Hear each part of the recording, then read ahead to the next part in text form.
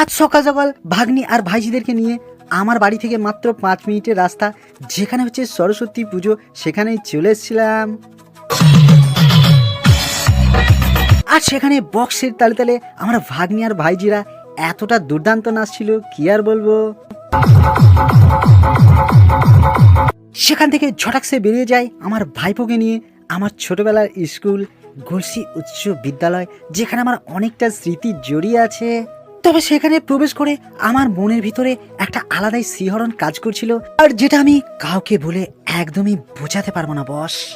তবে সেখানকার প্রতিমাটা কেমন ছিল তোমরা নিজের চোখেই দেখতে পাচ্ছ। তবে সেখানে প্রবেশ করে আমার মনের মধ্যে একটা আলাদাই ফিল কাজ করছিল, কারণ অনেক স্মৃতি এই স্কুলটার মধ্যে জড়িয়ে আছে। এখানে একটা সময় কত সুন্দর সরস্বতী পুজো পালন করেছি অনেক মাস্টার ম্যাডাম আর আমার কিছু ফ্রেন্ডদের সাথে।